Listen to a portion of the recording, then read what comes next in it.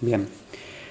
Bueno, hoy tengo un problemita con el otro monitor, así que voy a estar switchando por ahí las pantallas. No voy a poder ver bien si me quieren escribir algo. Las preguntas, así que cada tanto voy a volver a esta pantalla del infinito que están viendo. ¿Ven ese loop que se arma de video, no?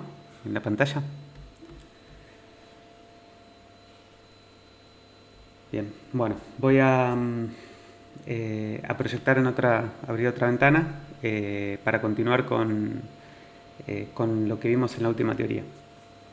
Con esta modalidad mm, que están quedando grabadas las clases, no es necesario que repasemos, o sea, pueden ver los videos, cualquier cosa para repasar lo que vimos en la clase anterior. Lo pueden ver desde YouTube o en el video de acá de la plataforma de cátedras.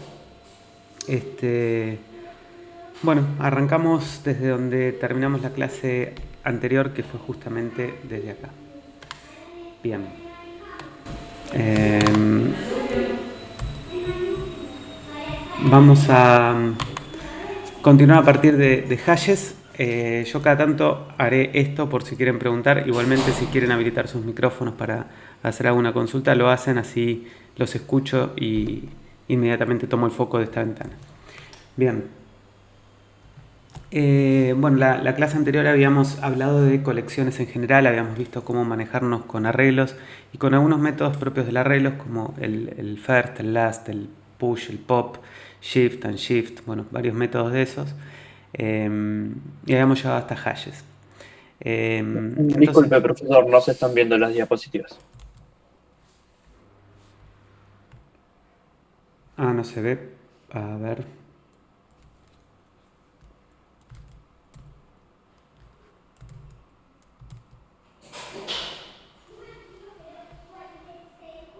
Porque está compartiendo una ventana, qué tonto. Voy a ser más fácil.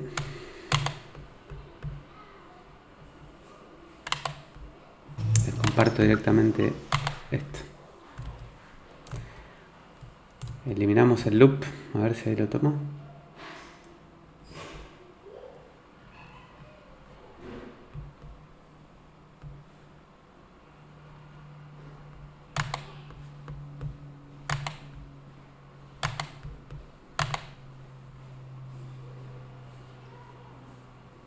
Ahora sí la ven.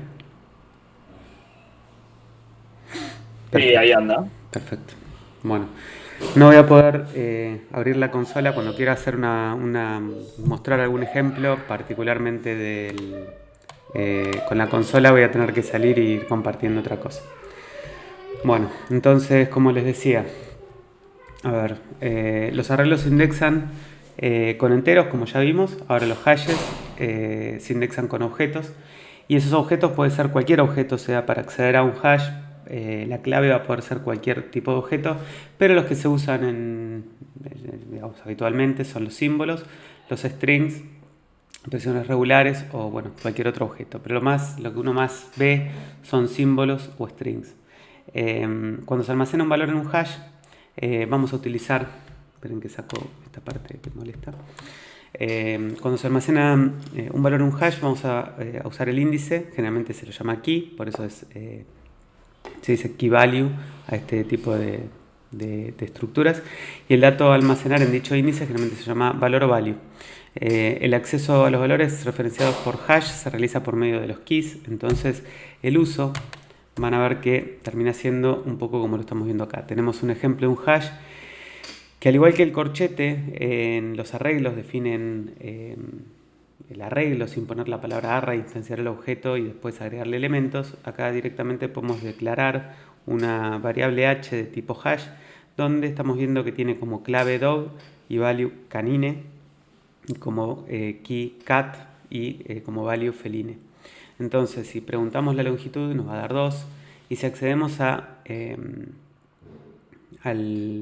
hash en la clave dog, vamos a obtener el value canine. Lo mismo con lo que estamos viendo acá con cow. Lo que estamos haciendo es asignándole un valor que no existía y le estamos poniendo como valor bovine a la clave cow.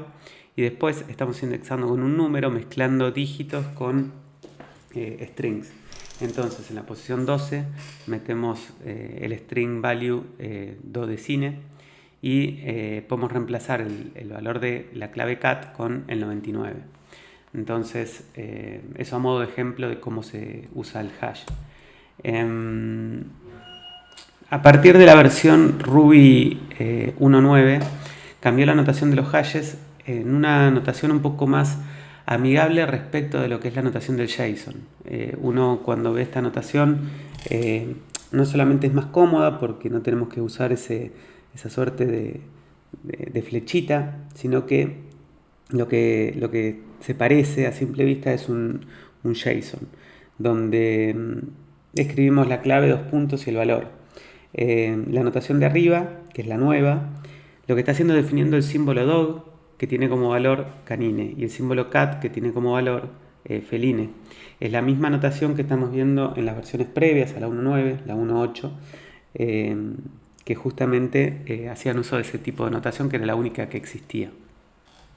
Para escribir código compatible con todas las versiones de Ruby, la forma de abajo es la aconsejable. Lo cierto es que ya no hay versiones, no hay códigos Ruby 1.8 vigentes, digamos que es bastante vieja la versión, o sea que ya podríamos casi que omitirla.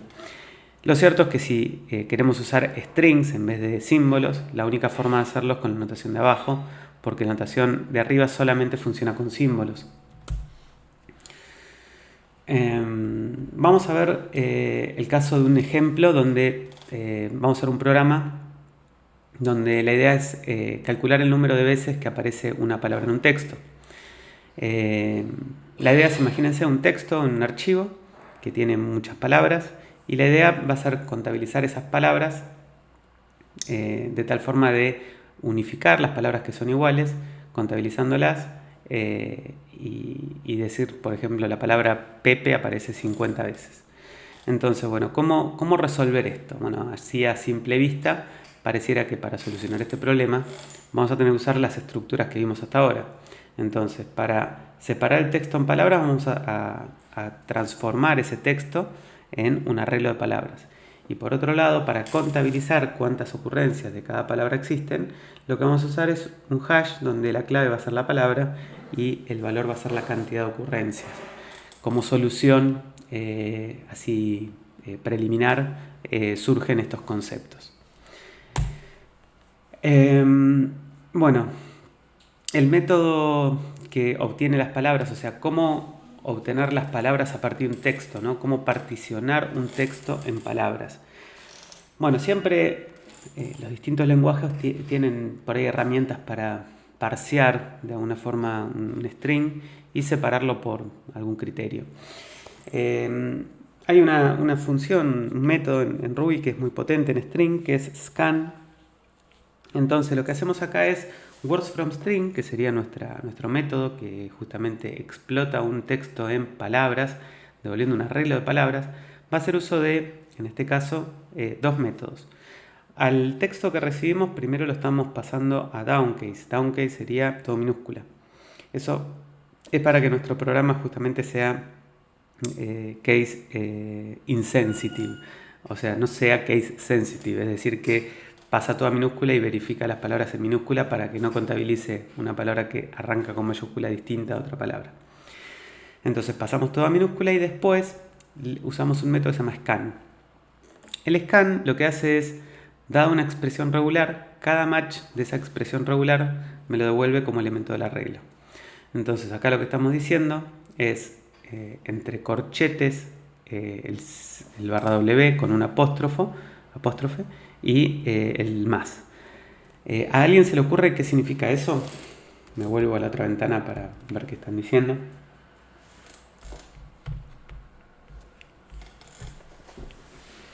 Acá veo que ya están diciendo. Si no, se podría separar con split, dice Ramiro, y Juan Pablo dice se podría usar barra WI también para que sea case insensitive. Bien, primero yo la pregunta, antes de preguntarle lo del split, antes de responderle a Ramiro y a Juan Pablo darle la razón, pregunto ¿qué significa la expresión regulareza?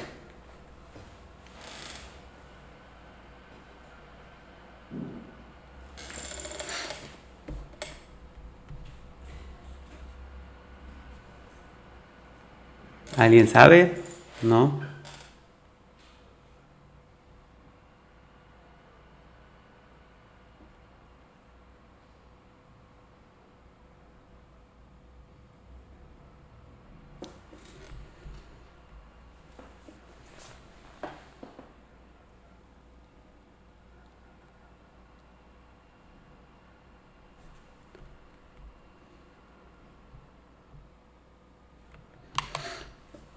Bueno, en realidad, como les dije, esto machea. Scan lo que hace es machear una expresión regular. Mi pregunta estaba referida a qué significa la expresión regular esa. ¿La entienden o alguien no la comprende? ¿Alguien ya la comprende y puede decirnos qué significa?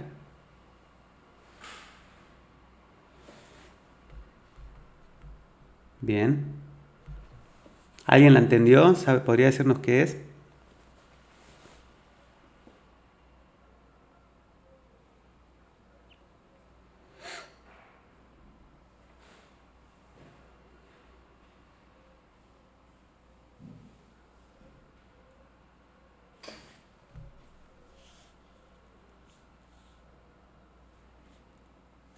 Yo mientras tanto estoy viendo si puedo compartir mi ventana completa.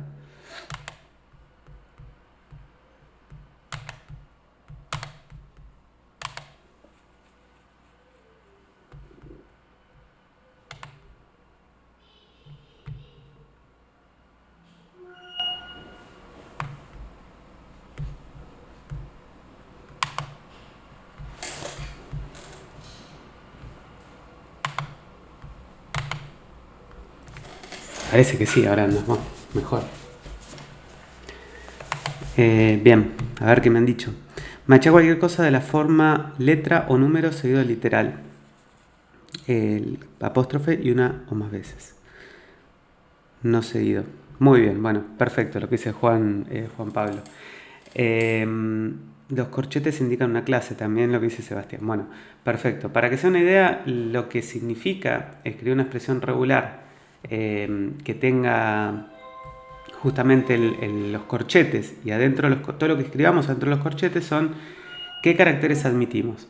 Entonces, escribir corchete, por ejemplo, A, B, C, como les estoy escribiendo ahí, significaría solamente machear con la letra A o la B o la C. Entonces, cuando ponemos esto, lo que estamos diciendo es machear cualquiera de los caracteres que significan el barra W. Y el barra W tiene el significado especial de significar cualquier carácter alfanumérico, es decir, desde la A hasta la Z, de minúscula o mayúscula, y desde el 0 hasta el 9. ¿Sí? O sea que tampoco tiene mucho sentido el tema del case sensitive en esto. Por otro lado, lo que está diciendo es el apóstrofe, porque el ejemplo está sacado del libro en inglés y digamos, las palabras en inglés a veces consideran un apóstrofe. Entonces, por eso es que es parte de la palabra. Para nosotros en castellano no tiene ningún sentido ese apóstrofe. Uno, por preservar el ejemplo tal cual viene de origen, lo mantiene igual. Lo cierto es que no... Sí, la expresión... achico un poquitito así. Ahí la ven, ¿sí? Ahí se ve. La ven en pantalla, ¿no? Bien. Bueno, perfecto. No, tengo miedo de no se refresque, no sé por qué no andaba. Bueno, entonces, lo que está diciendo esto es, entre los corchetes está diciendo cualquier carácter que esté adentro. También existe la forma de poner un caret, es decir, un sombrerito adelante diciendo lo contrario a lo que yo estoy poniendo. Pero acá lo que está diciendo es entonces cualquier alfanumérico o el apóstrofe, cualquiera de esas dos cosas. Y el más significa una o más. ¿Sí? Eso es propio de las expresiones regulares. Entonces, cuando machea, cada vez que machea esa expresión, la agrega en el arreglo y sigue avanzando el cursor. Así funciona el scan. Por lo tanto, los caracteres los voy descartando. Y acá responde a la pregunta que hizo originalmente, no me acuerdo quién fue, respecto del split. Me estoy yendo a quien lo preguntó. A acá, Ramiro, ha dicho si se puede usar split. Bueno, el problema del split es que separa por espacios, pero si un texto puede tener otros separadores. Por ejemplo, el punto, por ejemplo, la coma, por ejemplo, el tab, por ejemplo, o en cualquier carácter que no sea esto. Entonces, a veces es más fácil pensarlo desde lo que es una palabra, ¿sí? ¿Cómo? Dicen acá, y se pone todo entre... sí, fíjense que las expresiones regulares van siempre entre barras invertidas. Cuando no quieren usar barras invertidas, pueden crear un objeto de tipo regex, pero ya va a aparecer el ejemplo donde lo vamos a ver. Acá se está creando un objeto al vuelo, como cuando uno escribe con comillas un string y de repente se transforma en string, o un arreglo usando las... así, bien. Véanlo acá. O sea, yo cuando pongo acá barra AB, por ejemplo, esto retorna eso que es un objeto, ¿sí? Que es un tipo regex. Entonces, cuando uno pone las barras, es lo mismo que pasa cuando a un arreglo le ponen esto, ¿sí?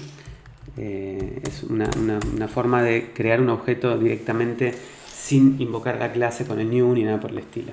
Es una suerte de literal que ya se convierte en expresión regular. Entonces, lo que me interesa del scan, que entiendan, para verlo acá, si yo pongo hola mundo y le pongo scan y le mando la expresión regular que estamos poniendo sin el apóstrofe, porque para nosotros no tiene sentido en castellano, vemos cómo separa las palabras, ¿sí? Ahora, yo acá les puse un ejemplito justamente abajo, ¿sí? Que es cómo funciona el scan con otra expresión regular para que lo puedan entender. Entonces acá yo les hice un ejemplo que me pareció más interesante para entenderlo mejor. ¿Qué hace esta expresión regular? Es la pregunta.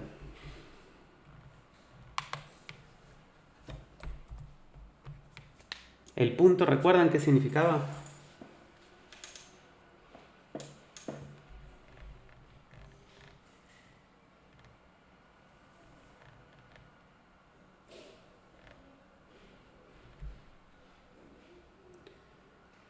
Cualquier carácter, perfecto.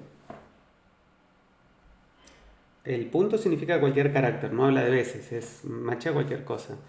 Y el 2 entre llaves, en realidad no es como mínimo, bueno, como mínimo y como máximo. Cuando yo no especifico nada, es justamente 2 caracteres cualquiera, está diciendo eso. Entonces, ¿cuál les parece que sería el resultado de eso que estoy ejecutando? Ya por eso lo están imaginando. Lo que terminaría haciendo es agrupando lo que vemos del string en un arreglo devolviendo pares de 2 bytes, ¿sí? Yo para que vayan entendiendo un poco cómo es que funciona esto, ¿no? Tanto el scan como las expresiones regulares, ir pensándolo un poquitito como metodología de practicar las expresiones regulares. Bien, bueno, hasta acá me siguen con la idea del scan, ¿qué es lo que está haciendo entonces? Muy bien. Bueno, volviendo entonces. Words from string lo que haría es recibe un texto y me devuelve un arreglo con todas las palabras que tiene ese texto. Después tenemos un método que cuenta las palabras. Entonces lo que va a hacer este método es ir contabilizando, ¿no? Iterando sobre las palabras que ya tengo en el arreglo, y la idea sería preguntar si la clave con la palabra esa, ¿no? Ya está en mi contador. Lo que hacemos es incrementamos en 1 y si no, inicializamos en 1, ¿sí? Lo cierto es que ese ejemplo de código que les acabo de mostrar, perdón, quiero que quede de fondo esto y yo me pongo acá así los veo. Lo que tiene ese código que estamos viendo acá es un código, digamos, feo desde la perspectiva orientada a objetos. ¿Estamos de acuerdo con eso? ¿No lo ven muy procedural?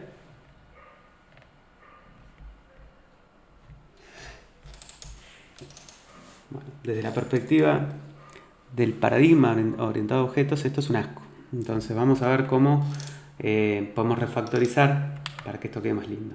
Los if generalmente son feos en el paradigma orientado a objetos. Entonces, ¿por qué podemos refactorizar de esta forma? Bueno, fíjense que poniendo un hash new o inicializando un hash sin el 0, como estamos viendo acá, o sea, si accounts yo lo pondría como un llave. ¿Qué pasa con el hash? Por ejemplo, si pongo una h, ¿no? Igual así, ¿qué pasa si yo le digo a h, lo accedo con el objeto Pepe? Lo que me retorna es nil porque no tiene h, en Pepe no tiene nada, o sea, no existe esa clave. ¿Sí? Ahora, si yo, en vez de inicializar a h como eso, lo pongo hash new, es equivalente a lo que hice antes.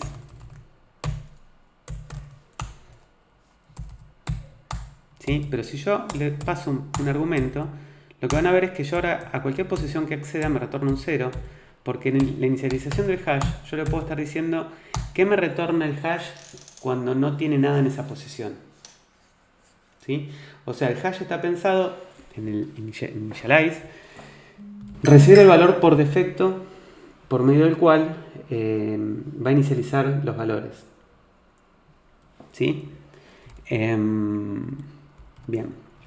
Entonces, abajo lo que aclaramos es justamente eso. Hash new puede recibir como parámetro el valor usado para inicializar cada valor del hash.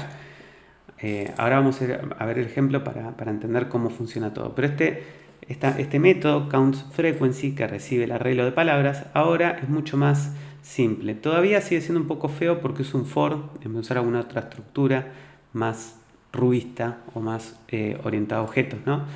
Lo cierto es que acá lo que tenemos es counts como hash inicializado de tal forma de que cuando no tiene un elemento devuelve un 0. Y ahora para cada palabra en word list lo que hacemos es incrementamos lo que tiene counts the word, ¿sí? Y finalmente retornamos nuestro hash con las cantidades de palabras. ¿Se entiende la idea del ejemplo? Pero si le preguntás por una posición inexistente, no te la creo. No la creo. Hasta que vos no le asignes algo, no hace nada. El comportamiento que estamos seteando es qué devuelve si en esa posición no hay nada. Que no es lo mismo que justamente cuando le seteamos algo. Sí, lo que pasa es que todavía no vimos el each. Si bien lo vimos, si bien lo conocen, todavía no llegamos a esa parte. Por eso es que, como seguimos al libro, en el libro todavía nos explicaron esos conceptos, por eso usa el for. Bien, vamos a ver el ejemplo. El ejemplo, todos los ejemplos que antes se descargaban como zip, ahora los mandamos para que los vean acá, con un readme siempre acorde. Lo que yo les vengo diciendo, en lo que dice acá hincapié, es un tema que sacamos de las teorías, que es el tema de TDD. Antes hacíamos bastante hincapié en TDD y acá hacíamos un poco de evangelización de lo que es TDD. Pero la verdad es que de alguna forma creemos que TDD es algo que se debería empezar a explicar desde los primeros años y no tiene mucha incumbencia nuestra materia en esto. Me parece que es una práctica fundamental para que ustedes sean mejores programadores, pero la verdad que es un esfuerzo por ahí que excede los temas que uno quiere ver mostrar en la materia. Entonces lo vamos a poner siempre como esto, ¿no? Como una buena práctica que la vamos a mencionar y vamos a mostrar ejemplos de cómo utilizarlo.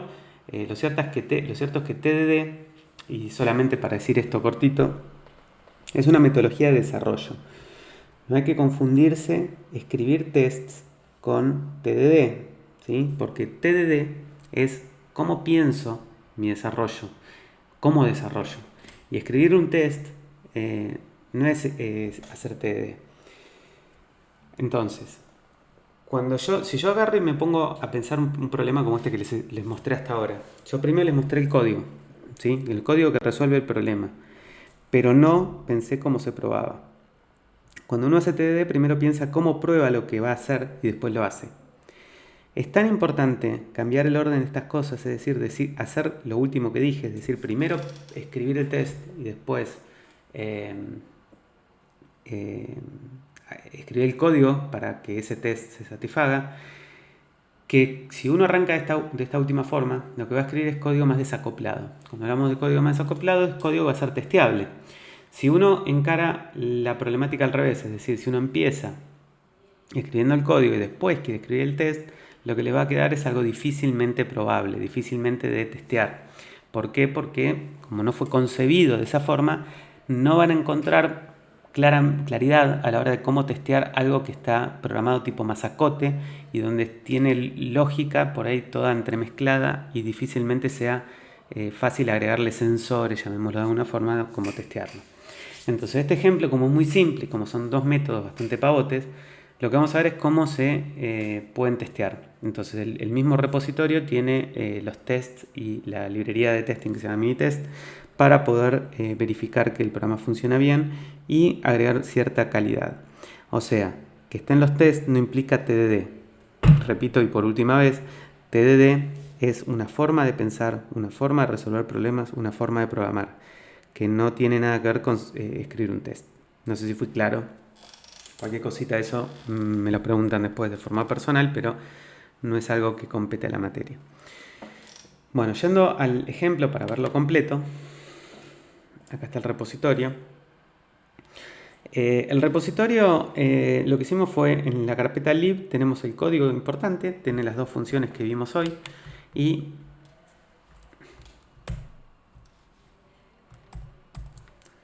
voy a ampliar un poquitito para que se vea mejor. Tiene count frequency y words from string. Y por otro lado tenemos el top 5, que es el programa principal. Y un archivo de ejemplo con texto, que lo que tiene es el himno nacional para contabilizar las palabras. ¿Sí? Bien. Entonces vamos a probarlo. Acá obviamente que en el README tienen todo explicado. Supuestamente con correr Ruby top 5 alcanzaría. Entonces yo voy a entrar a documentos. Ruby ejemplos y este words frequency. Bien, entonces corremos este comando.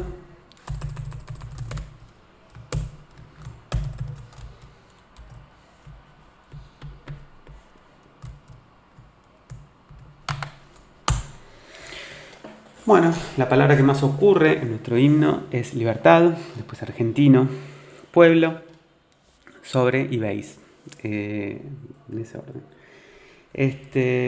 Bien, podemos mirar en lib todo el código. Entonces vemos que por un lado tenemos count frequency, hecho como vimos en la teoría, words from string, como lo vimos también como ejemplo, y lo que tenemos después es el top 5. El top 5 va a requerir de forma relativa word from string y count frequency, y tenemos ahí un método helper, si queremos, que nos va a permitir ordenar las palabras. Ahora vamos a ver más abajo. Entonces, primero, el programa se aborta si no se especifica un archivo a leer. Eso es lo que estamos verificando con argv, si la longitud es 0, es decir, si no nos manda ningún archivo, tiramos ese error. Después lo que tenemos es rowText usa a file, que es una clase, le dice read rd first, o sea que va a leer el archivo y va a retornar todo ese contenido como string, como texto, adentro de una variable que se llama rowText. Entonces, con nuestra super mega función words from string, le pasamos rowText y en wordList me devuelve el arreglo. O sea, wordList es un arreglo de palabras nada más. Y después, en vez de invocar a count frequency, que es el que implementamos, que recibía wordList para ¿cómo se llama?, contabilizar, llamamos a nuestro sorted count frequency y le pasamos wordList.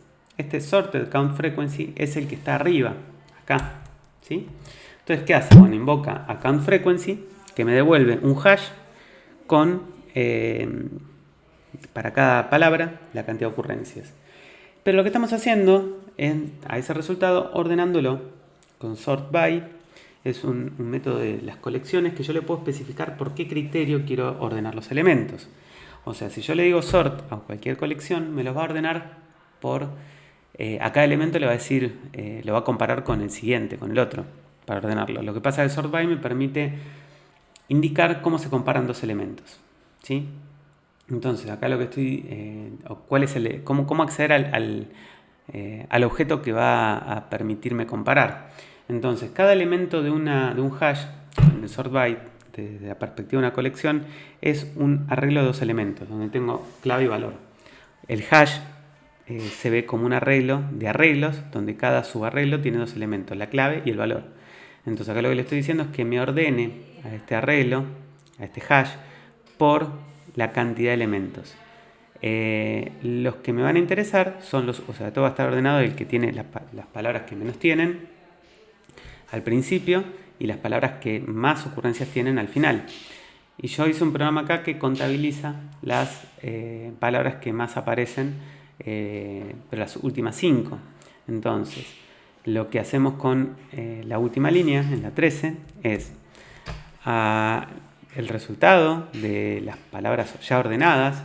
Vamos a eliminar aquellas palabras que tengan menos de 3 caracteres, se las consideran stop words. Generalmente son todas nuestras proposiciones, a, ante, bajo, de, todas esas proposiciones de nuestro lenguaje. La idea es eliminarlas para que no sumen, porque si no, obviamente que por ahí aparece más el es, el en, el. Después lo que tenemos es las últimas 5, nos vamos a quedar con las 5 más que más ocurren, y a eso le vamos a decir reverse para que se vean ordenadas, y para cada una vamos a imprimir la palabra con su cantidad. ¿Sí? Este es el programa principal que termina imprimiendo lo que vemos acá. Bien.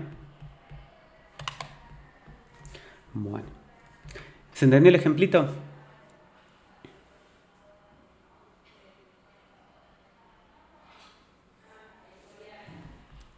Perfecto. Ahora vamos a ver la parte de los tests. Bien. Los tests los ven adentro de test. ¿Sí? Y acá se explica cómo se corren. Bueno, antes de entender cómo se corren, les muestro cómo son los tests. Los tests usan una gema, una librería que se llama Minitest. Entonces yo acabo de abrir los dos tests. Ahí está.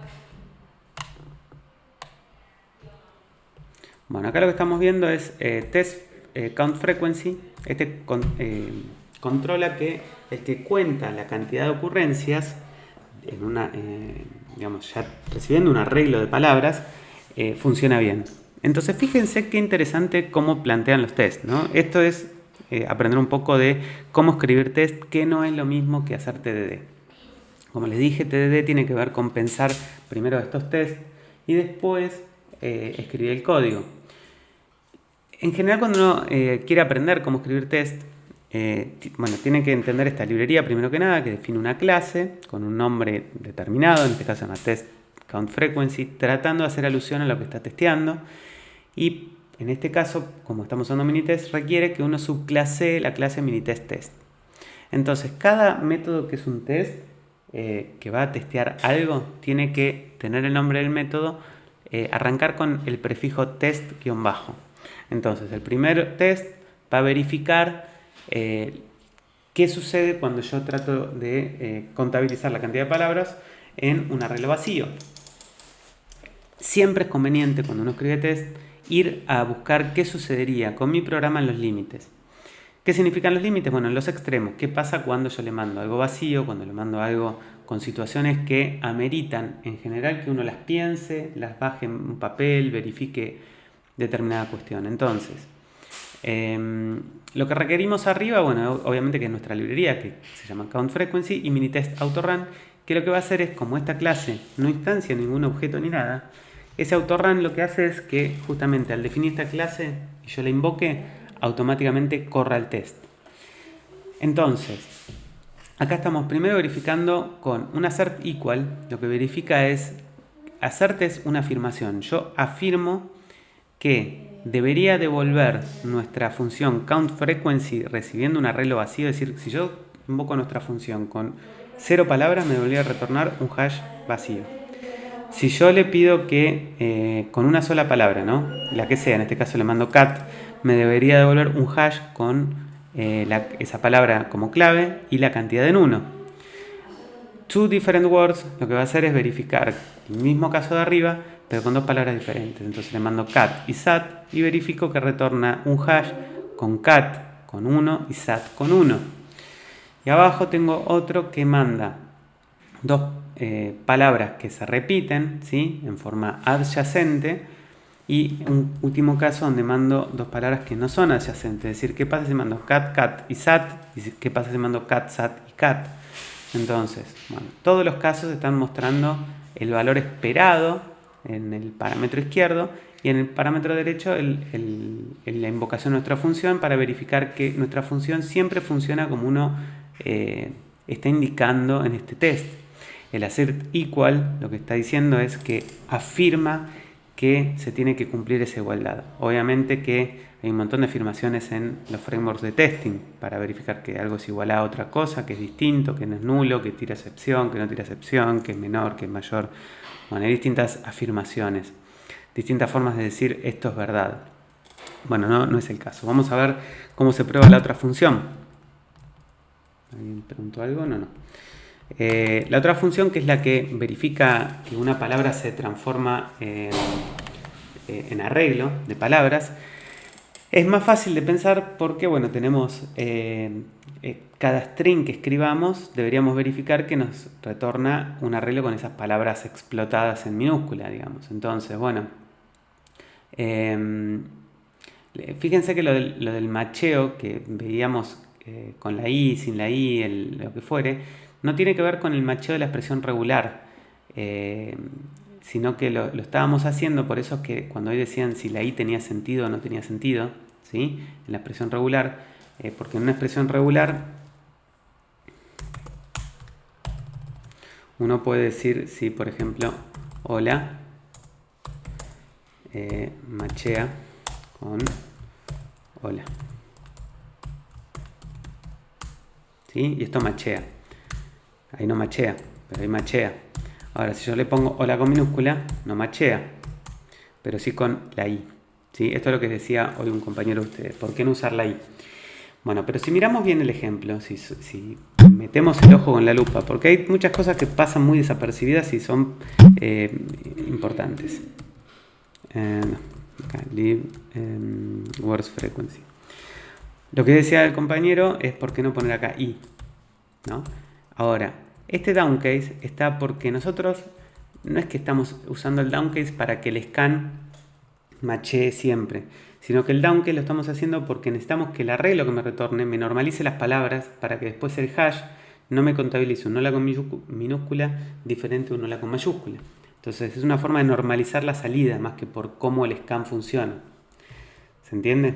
Entonces ahí es donde está por el secreto de la importancia, no es del i o no el i, sino de justamente por qué lo plantean así. Bien, entonces, volviendo acá al ejemplo, decimos, si yo quiero verificar el string vacío, me debería retornar un arreglo vacío. Tenga 0 caracteres o tenga espacios, cualquiera de los dos, me debería retornar esto porque no contabiliza, solamente contabiliza palabras. Ahora, si quiero verificar una sola palabra, me fijo qué pasa con la palabra sin espacios y la palabra con espacios. Después, qué pasa con muchas palabras, de cat, sat, on the mat. Me debería retornar el arreglo que está acá arriba, todas las palabras separadas. Después, ver que ignora la puntuación implicaría ver que elimina todos los caracteres que no son parte de la palabra. Entonces, acá fíjense cómo verifica que este D elimina los signos de puntuación como el signo de admiración, los menores y mayores. En este caso se queda con el apóstrofe y la S porque, bueno, como lo consideramos, acá elimina el guión, los puntos, ¿sí? Entonces, los test aseguran que distintos escenarios y casos muy... Digamos, porque a veces uno esto lo piensa y dice, sí, contempla todo esto, pero lo piensa. Con esto sabemos que realmente funciona y cumple estos casos. Por eso es que los tests son tan importantes, sobre todo cuando evoluciona el código, para verificar que no rompí nada que en algún momento funcionó. Entonces, ¿cómo se prueba esto? ¿Toco acá? Sí, eso. Bien. ¿Cómo probamos los tests? Bueno, los tests se corren. Necesitamos tener instalada una gema que acá está instalada, Minitest. Entonces, esto está explicado. Uno corre bundle. Ya vamos a aprender bundler, pero está explicado en el README cómo hacerlo. Entonces acá instaló las dependencias y para correr código que usa esta dependencia le tenemos que decir bundle exec y acá queremos correr Ruby y los tests que están dentro de test, por ejemplo, test count frequency. Ahí corrí este test. Me dice que corre 5 assertions, 0 failures, 0 errors, 0 skips. O sea, 5 tests con 5 assertions, no hubo ningún error. Si corro el otro, count words from string, me dice que corrió 4 tests, 6 assertions, 0 fallas, 0 errores, 0 skips. Y siempre lo que tenemos son estadísticas de la corrida de los runs, es decir, cuánto tardó en correr todo, cuántos tests por segundo y cuántas assertions por segundo. Estas estadísticas, obviamente, en test tan simples no aportan nada. Cuando uno tiene aplicaciones muy grandes con mucho test, los test pueden llegar a demorar horas en correr. Entonces es importante también tener un profiling de dónde se nos va el tiempo. Bien, hasta acá venimos bien.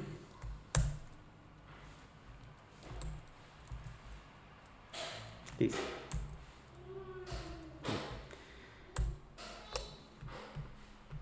Perfecto. Bien. En los tests no se debería chequear también que sean 5 elementos como máximo. No, porque ese es el programa principal, Alan. Tu pregunta está buenísima, pero yo estoy testeando cómo funcionan los dos métodos que usa el programa principal, no el programa principal que justamente retorna 5. Y acá es bueno, está buena tu pregunta para ir a colación con los test, ¿no? Uno cuando hace una función, vos podés decir, ¿viste cuando vos te compras un... A ver, ¿qué te puedo decir que te compras? A ver, te podés comprar... No sé, ahora no se me ocurre nada. Te puedes comprar una aspiradora que dice que tiene tantos watts y dice que con esos watts puede aspirar, yo qué sé, imagínate, podría aspirar una mesa y levantarla.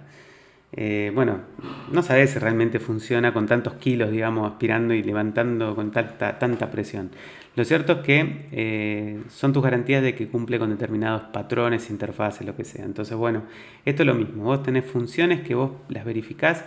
Después cómo se usan y si alguien cuando la usa la recorta y usa determinadas funcionalidades, como que es distinto porque es alguien que usa eso pero se apoya sobre algo que ya sabes que funciona porque cumple con la especificación que dice cumplir.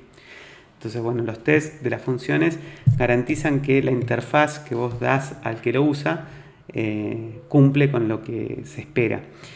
Además de que ayuda a que quien lee el test entienda qué quiere hacer esa función. Bien.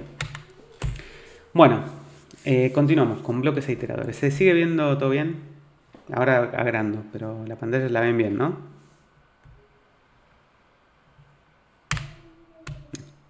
Bueno, bloques e iteradores.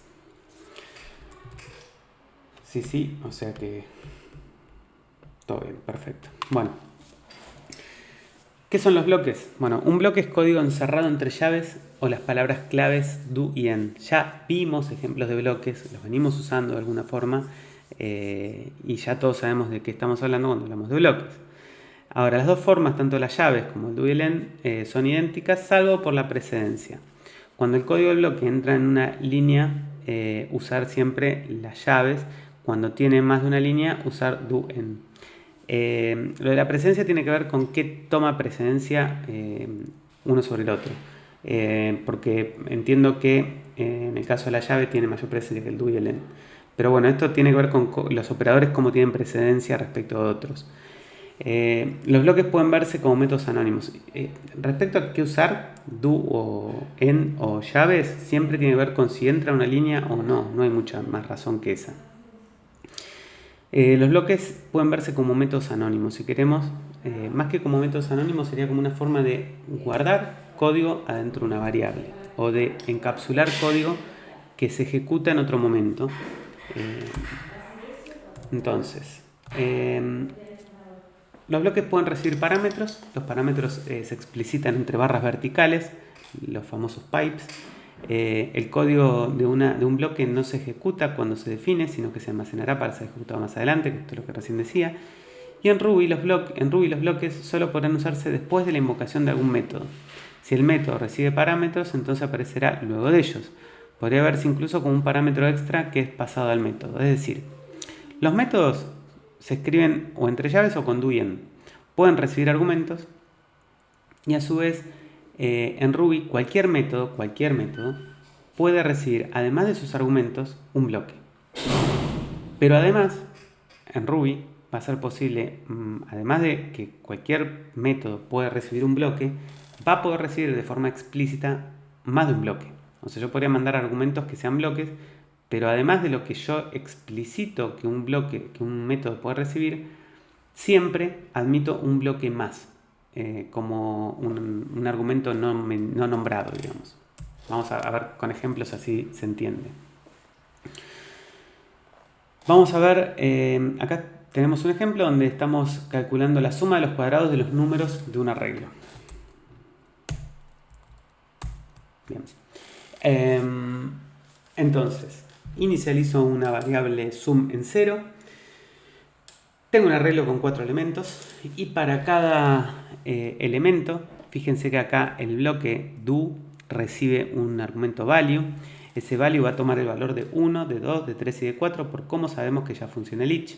Entonces, utilizamos square como una variable interna del módulo, en este caso a la cual le asignamos value por value, y en sum acumulamos la suma de los cuadrados de cada uno de los elementos, ¿sí? Entonces, a lo que estamos aclarando al costado dice que el bloque se invoca para cada elemento en el arreglo. Eso es lo que sucede con value, va tomando los valores 1, 2, 3 y 4. El elemento del arreglo es pasado al bloque en la variable value y la variable sum declarada fuera del bloque es actualizada dentro del bloque. Es decir que hay también una relación entre el alcance de las variables fuera del bloque y las variables que se usan dentro del bloque.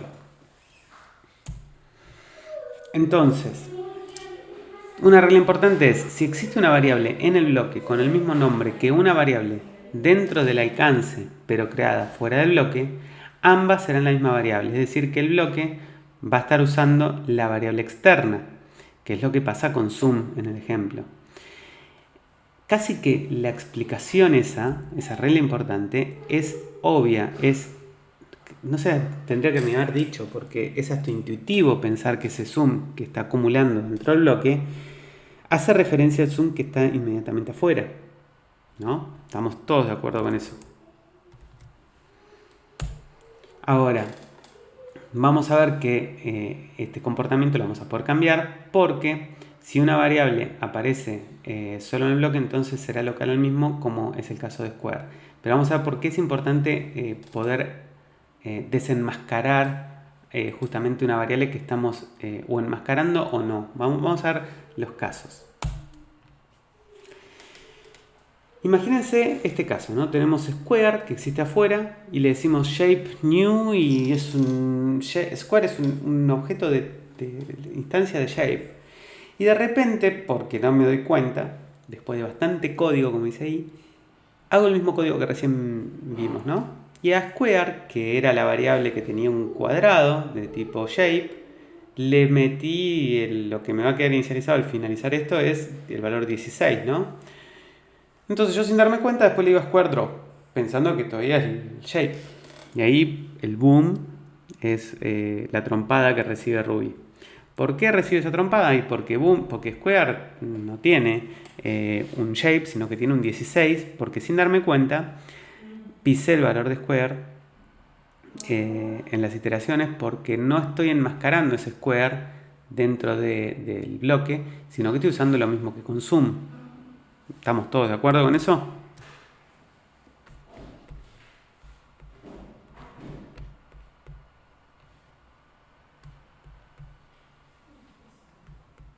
Bien, bien. Ahora, no sucede lo mismo con los argumentos al bloque, porque por ejemplo, si yo tengo value con SumShape y hago lo que estamos viendo acá, each value puts value, lo que vamos a ver es que el value que está afuera, es decir, el puts value afuera imprime SumShape, pero dentro del bloque se imprime bien. Vamos a probarlo para que se vea.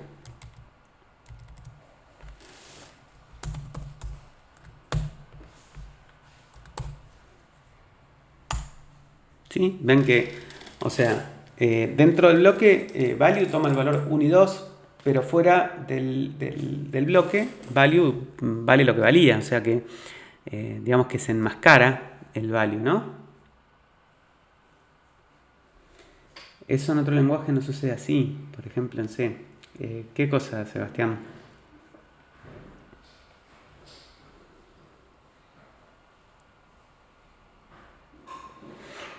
Mira, la pregunta es un poco difícil porque en C no tenés bloques.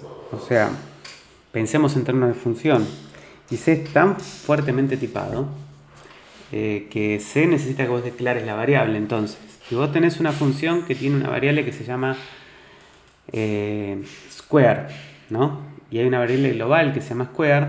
Si yo uso square y está declarada dentro de la función, la enmascaro. O sea que no tengo el problema. Ahora, si uso la global, estoy usando la global. Y ahí sí. Pero bueno, igualmente acá tenemos la diferencia principal entre lenguajes como C y Ruby es que C es muy fuertemente tipado, no tiene polimorfismo y una variable de tipo entero no puede tener después un string en C. Acá, bueno, una variable puede tener una vaca, un chancho, lo que sea, o sea, acá es cualquiera. Entonces es mucho más libre, digamos, Ruby que C. Pero bueno, sí, no sucede lo mismo en C. Bien, acá lo ven que se enmascara value.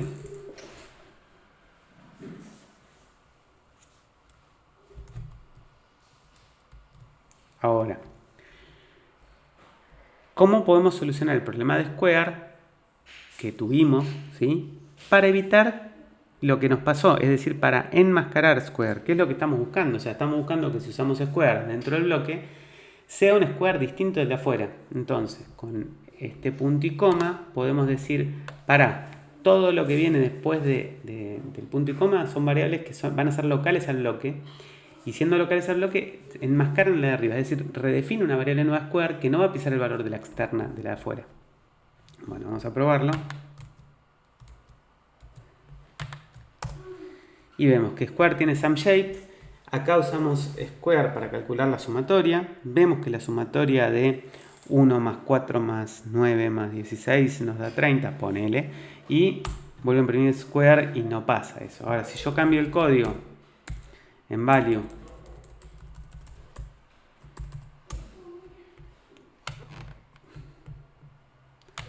por esto, y ahora pongo square me quedo con el último valor, ¿ven? Todo tiene que ver con ese punto y coma que tenemos acá. ¿Sí? Bien.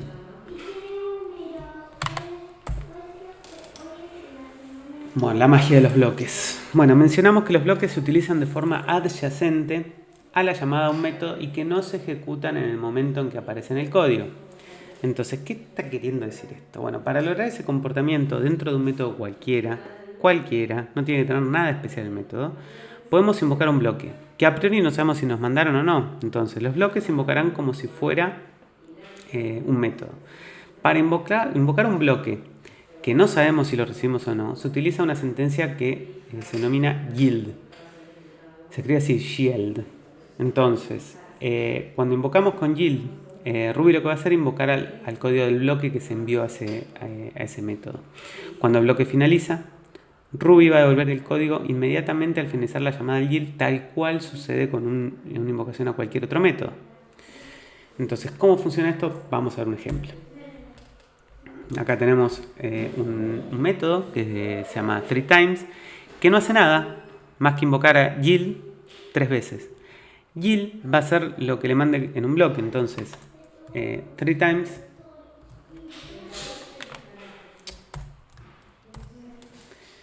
cuando invoca 3times con puts hola, lo que va a hacer es imprimir 3 veces hola. ¿Ven? Porque invoca el método, que el método lo que hace es invocar 3 veces al bloque que le mandé. ¿Se entiende esto del yield y del bloque?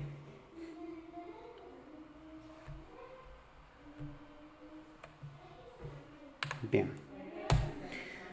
Esa es la puntita de la magia, digamos. Les mostré un poquitito, pero ¿por qué esto es mágico? Porque a veces uno no se imagina bien por qué esto es tan importante. Porque nos da mucho potencial a la hora de poder hacer cosas. Bueno, vamos a ver este ejemplo. Cuando utilizamos yield, también podemos enviarle un parámetro. El parámetro enviado se mapea con el definido en el bloque dentro de las barras verticales. y un bloque puede retornar además un valor y ser usado en el método. Acá es donde podemos explotar el potencial de los bloques. Vamos a ver este ejemplito.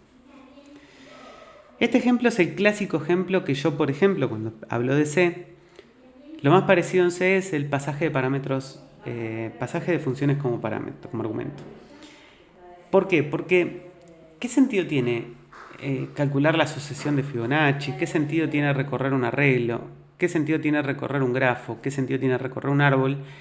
Si lo recorro solamente para imprimirlo, lo recorro para calcular algo e ir haciendo algo a medida que voy llegando a un nodo de un grafo.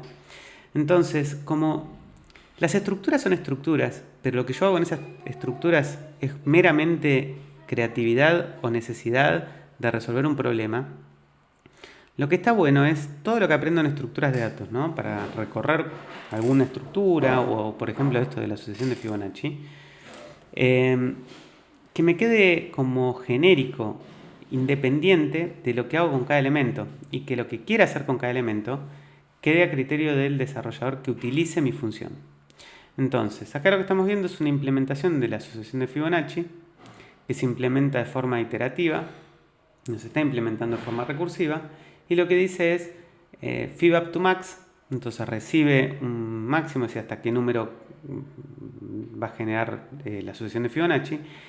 Y no sé si recuerdan, la sucesión de Fibonacci era siempre cada elemento se calculaba como la suma de sus dos predecesores. ¿Recuerdan? Entonces acá lo que estamos haciendo es inicializamos a I1 y I2 en 1. Si pensamos que empieza desde 0 sería lo mismo, lo que pasa es que bueno, lo que hace es 0 más 1 devuelve de vuelta el 1, entonces te queda 1, 1, o sea 0, 1, 1, 2, 3, 5, bueno, y así va siguiendo. Entonces, mientras I1 no sea menor o igual que max, o sea, no llegamos al tope, lo que hacemos es con cada elemento que vamos calculando le dejamos a un bloque que haga lo que quiera. Entonces la lógica de qué hacemos con los primeros n números de la sucesión de Fibonacci queda a criterio del bloque que me manden. Entonces, bueno, yo sigo calculando después la sucesión de Fibonacci, pero lo que hago con cada elemento lo delego en un bloque. Entonces, fib up to max, fib up to 1000, y le paso un bloque que en este caso imprime los números separados por espacio. Bueno, vamos a chusmear cómo funciona esto.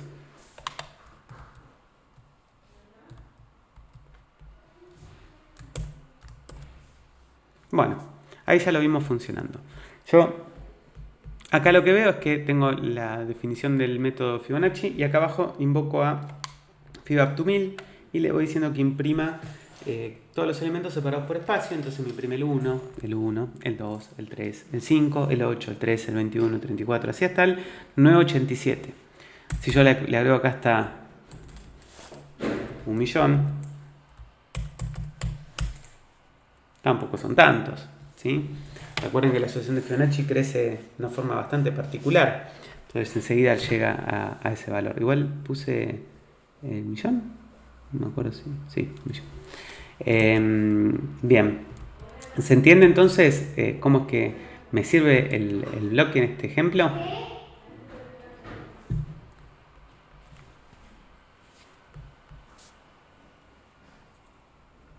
¿No tienen dudas hasta acá? Bien. Bien. Uso del valor retornado.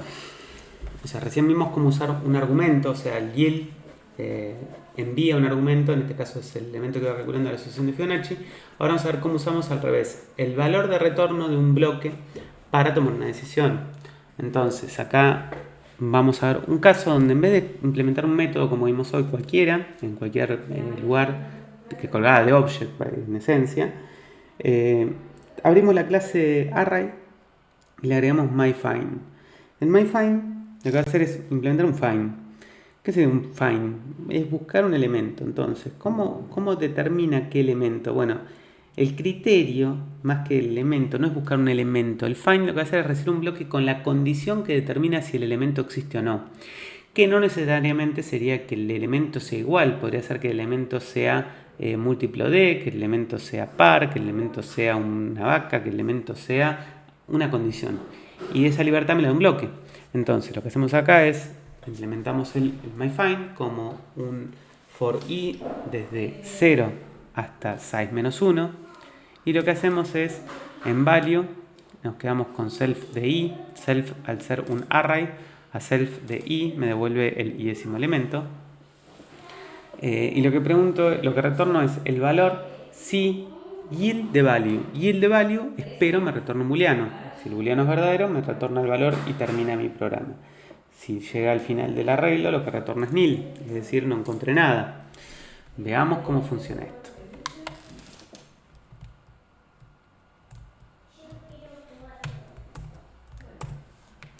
Entonces a array le agregamos myFind.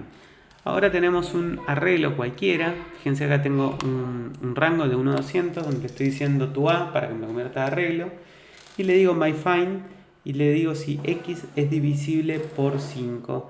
Entonces, cuando el resto de esa división me dé 0, que me retorne el elemento. Obviamente que de los 200 elementos, cuando le pido el myFind, el primero que encuentra es 5. Ahora, después le estoy preguntando desde el 1 al 200 que me retorna aquel elemento que es igual a 0, no es ninguno, entonces por eso me retorna nil. Entonces nuestro myFind está funcionando. ¿Se entiende cómo funciona el yield retornando?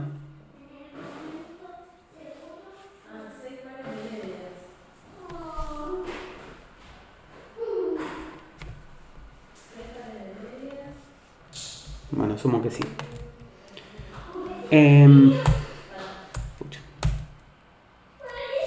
Bueno, los iteradores. Los iteradores, ¿qué son los iteradores? Las clases que implementan colecciones, como array, hacen lo que hacen mejor, que es acceder a los elementos que contienen. Ahora, el comportamiento de qué hacer con cada elemento lo delegan a la aplicación. Es un poco lo que hablábamos de Fibonacci. Permitiendo que nos concentremos solo en un requerimiento particular, en los casos anteriores, find sería encontrar un elemento para el cual el criterio sea verdadero, pero recorrer la colección es problema del arreglo. Entonces fíjense que no importa si es un arreglo, no importa si es un grafo o lo que fuere, como que está bueno delegarle a recorrer esa estructura a la estructura, y el criterio de determinar si un elemento existe o no, está bueno que uno lo pueda parametrizar con un bloque. Eso es lo que trata de hablar, de mencionar esta sección. Bueno, el each y el collect. Ahora sí, los vamos a ver oficialmente. Entonces, el iterador each es el más simple de todos, solo invoca yield para cada elemento. Mientras que el iterador collect, también conocido como map, invoca yield para cada elemento, pero el resultado lo guarda en un nuevo arreglo que es retornado. Entonces, yo veo ahí 1, 3, 5, 7, 9, each y puts i, lo que hace es imprimir cada elemento. Abajo lo que hacemos es KHMTW, son letras. Si le digo collect o map, lo que va a hacer es transformar, para crear un nuevo arreglo, va a transformar estas letras en lo que estoy diciendo acá, que en este caso es a la K decirle suc. Suc, lo que hace suc es incrementar a una letra, incrementarla es doblarme la siguiente, ¿sí? Entonces acá lo que me retornaría es, creo que es Linux la palabra, entonces odio hacer lo que hice.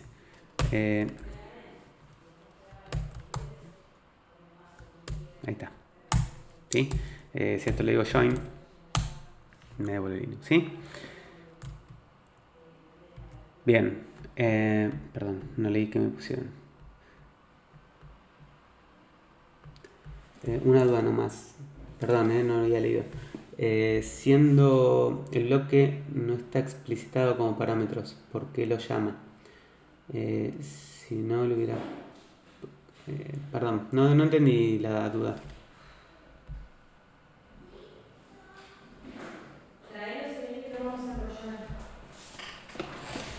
Siendo que lo que no está explicitado como parámetro, ¿por qué lo llama? Ah, con yield.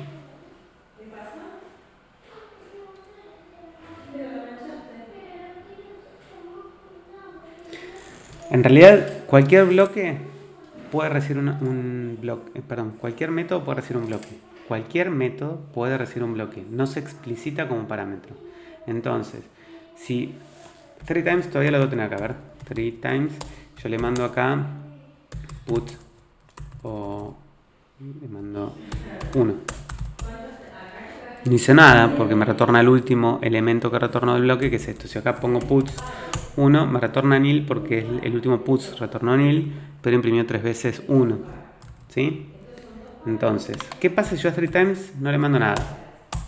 Explota. ¿Por qué explota? Porque estoy invocando yield entre un método, pero no le mandé bloque. Entonces, para esto responde tu pregunta, Felipe, que es, si yo no paso bloque e invoco yield, tengo un problema. Entonces, cualquier método puede recibir un bloque. Y a ese bloque, que a priori no sabes si vino o no vino, lo invocas con yield, sin saber si te lo mandaron. Hay una forma de preguntar, que es blockGiven, que determina si un método recibe un bloque o no. Entonces yo puedo definir un 3times new, por poner algo, y acá pregunto if vamos a poner un return unless block given, y vamos a hacer un yield.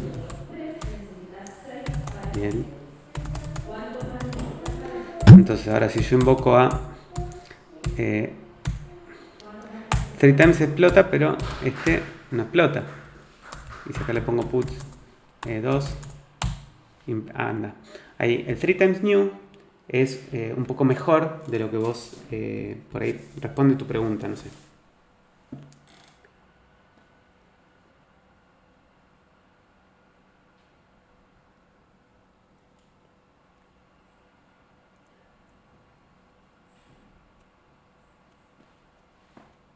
No puede recibir más de uno. Yield se usa para el último bloque. El último argumento que ni siquiera está explicitado. O sea, si yo tengo una función, por ejemplo, def mi. Uy, estoy escribiendo en cualquier lado. Def myfunc. Si yo llamo a myfunc con un argumento o dos argumentos, me da error porque no esperaba ninguno. ¿Sí? Si le mando un argumento, por lo mismo falla. Ahora, yo sí le puedo mandar un bloque. O sea, cualquier método respeta los argumentos que tenga definido. Va a recibir 0, 1, 2 o n argumentos. Pero eso tiene que ver con los argumentos. Ahora, el bloque siempre lo puedes mandar. Ahora, si alguno de los argumentos es un bloque, vamos a verlo más adelante, que hay forma de mandar bloques como argumento de forma explícita, no implícita como estamos hablando ahora. ¿Se entiende, Felipe? Bien. Respecto a Sebastián, si no hubiera pasado el bloque, creo que te respondí recién. Con el blockGiven, con la nueva implementación. Bien. Bueno. Acá lo del each y el collect lo han entendido. Bien. Otros usos de iteradores. Bueno, fuera del each y del collect y del inject, que todavía no vimos, no solo se usan con array y con hash. La lógica también es utilizada en clase de entrada-salida para retornar líneas sucesivas o bytes. Hay algo que se aprendía en funcional que tiene que ver con una suerte de lazy initialization o con esas terminologías muy de funcional. Para archivos, o sea, si yo tengo que hacer un procesamiento de archivos que por ahí pesa mucho en el sentido que pesa, yo sé, gigas de archivo de texto, ¿no? Se maneja con bloques porque la idea es leer de a chunks de datos que se los voy pasando a una función, si queremos. Entonces, lo que permite hacer el manejo de iteradores es justamente eso, ¿no? De segmentar un poco el procesamiento y trabajar de una forma lazy. No es que yo abro el archivo levanto todo el string que puede pesar 3 teras a memoria y se lo paso al bloque. No, justamente, fíjense cómo está implementado el file. Hace un each y line recibe, o sea, recibe de a una línea, va procesando línea por línea. El each with index es otra forma también, una forma de ver, de recorrer tanto arreglos como cualquier iterador, ¿no? Cualquier colección, que me retorna el índice además del elemento. Entonces el each with index me devuelve en index la posición del elemento que estoy procesando. Y acá viene el famoso inject, que acá le vamos a meter un poquitito la lupa, pero vamos a terminar de entenderlo cuando veamos símbolos. Símbolos en detalle. Entonces, este iterador tiene un nombre raro. Ya la palabra inject es como que ¿qué es? Inject, inyección, jeringa, ¿qué tiene que ver? Igual tiene un nombre alternativo, el inject, que es el reduce, que tal vez es más claro. Permite acumular un valor a lo largo de los miembros de una colección. Entonces recibe un parámetro que es el valor inicial para comenzar a acumular, y si no se especifica, se toma el primer elemento de la colección. Entonces ahí aclaré un par de cosas que son claves para entender el inject. Si uno hace un inject 1, 3, 5, 7 y lo inicializa con 0 y hace sum element, sum más element, lo que hace es, bueno, sobre a sum lo inicializa en 0. Y lo que hace es element toma el valor de cada uno de los elementos y el resultado del bloque, que en este caso va a ser sum más element, se lo asigna a sum, donde va acumulando el resultado. El caso de abajo, el 1, 3, 5, 7 inject sin inicializar el inject con ningún valor, lo que hace es, como no se pasa ningún valor, sum se inicializa en el primer elemento del arreglo, que en este caso es un 1. Entonces inicializar en 0 para la suma o inicializar en 1 para la suma es lo mismo. En el caso de abajo estamos haciendo el producto. Entonces este ejemplo que estamos viendo acá también funciona con o sin la inicialización de este elemento, pero vamos a ver qué pasa acá. Si yo pongo esto así, hace esto. A ver, si yo le agrego esto acá y no le paso esto acá, siempre me da 0 porque el primer elemento es el 0. Entonces acá tengo un problema porque me produce, siempre va a multiplicar por el primer elemento que es 0, ¿sí? O sería lo mismo inicializarlo acá con 0, ¿sí? No tiene sentido. Pero si arranca con 1, sí, y calcula la productoria. ¿Sí? ¿Entiende? ¿Sí o sí tengo que especificar un acumular? No, de hecho no. Es necesario cuando vos especificás el bloque. O sea, acá estamos haciendo la invocación de inject más expresiva, si queremos. Siempre tenés que, en el bloque, tenés dos argumentos.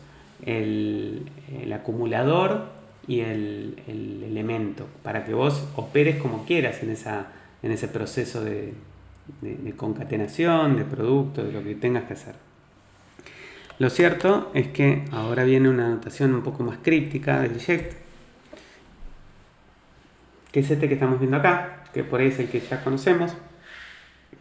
Y fíjate que acá no especificas nada. Entonces el inject puede recibir además un símbolo y un valor de inicialización. Entonces fíjense que acá lo que hace es, vamos con este que por ahí es el que tiene más opciones. Respondiendo un poco a la pregunta de recién, inicializa el acumulador en 100 y lo que hace es el operador que recibe como símbolo entre los elementos, entre el acumulador y cada uno de los elementos. Entonces lo que va haciendo acá es inicializa la sumatoria en 100 y va sumarizando los elementos 1, 3, 5 y 7 a ese 100 inicial. ¿Sí? Para entender un poco por qué eso anda, porque eso que les mostré recién, ese símbolo más, opera de esta forma, tenemos que meternos dentro de la clase symbol que lo vamos a ver más adelante. ¿Sí? ¿Alguna duda hasta acá?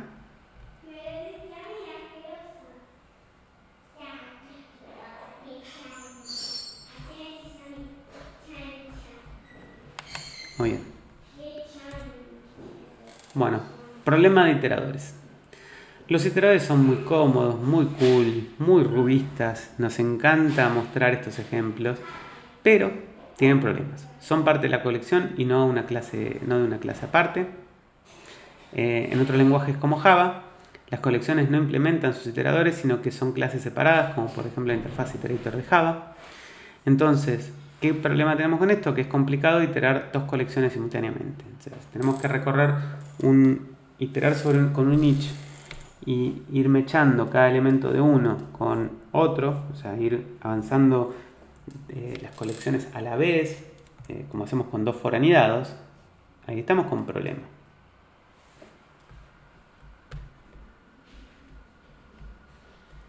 Matrices, por ejemplo, ¿qué? No entendí la pregunta.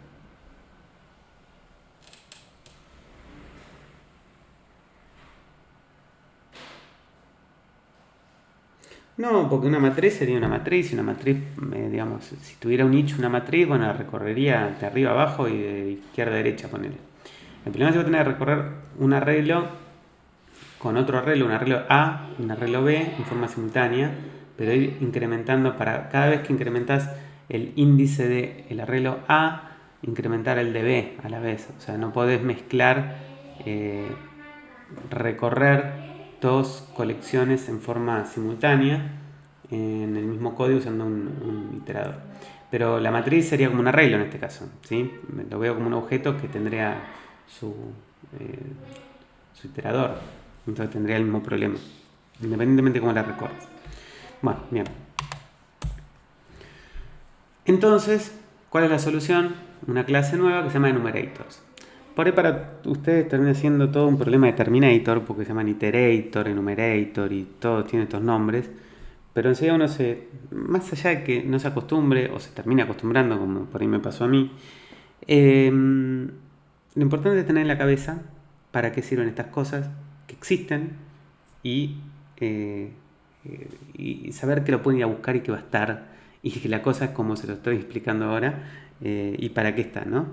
Entonces, los iterators son parte de las colecciones, el each, el collect, el inject, o sea, esos son los iteradores que vienen adosados a la, digamos, a la colección. Después lo que tenemos es entonces los enumerators, que son una clase aparte y que se obtienen de una colección con el método toEnum o enumFor. Entonces, acá yo lo que les muestro es un arreglo A y un hash H. Entonces, A tiene 1, 3 y cat, y H tiene dog, canine y fox, lupine, o sea, dos valores. Entonces es interesante ver cómo yo en enum a le pido toEnum y en enum H le pido a H toEnum. Y lo que es interesante es que yo después a ese enumerator le puedo decir next, next, next, y así es como yo puedo ir avanzando en forma bien orientada a objetos ¿cómo se llaman? Las colecciones. Y ahora, de una forma bien orientada a objetos y con un método que es next, estaría pudiendo iterar de a dos colecciones a la vez usando un enumerator. O sea que el enumerator terminaría siendo una tercera entidad, una entidad externa a la colección que le sabe pedir a la colección el siguiente elemento y él es el que mantiene el registro de por dónde va, ¿sí? Entonces vamos a probar qué es lo que nos devuelve esto, entender un poco. Bueno, fíjense que acá tengo a A con 1, 3 y cat, a H con dog, canine y fox, lupine, y creo los enumerators. Tengo el enumerator A y el enumerator H, ¿sí? Cuando a A le digo next, lo que me retorna es 1, ¿sí? Que me devuelve el 1. Cuando a H le digo next, me debería devolver el dog canine, o sea, me devuelve un arreglo con la clave y el valor, dog canine. Cuando a le digo next, después de haberme dado el 1, me da el 3. Y cuando en un DH le digo next, me debería dar fox lupine. ¿Qué pasa si de vuelta en un DH le digo next? ¿Qué les parece que pasaría?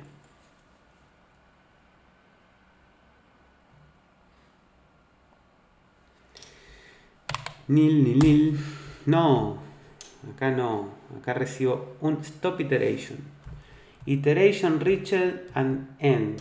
O sea, llegamos a un fin del mundo y no le gustó. Hasta acá Ruby venía siendo demasiado permisivo, era todo un viva la pepa, y Nil venía a siempre aparecer para que no molestara nada, nadie chillaba.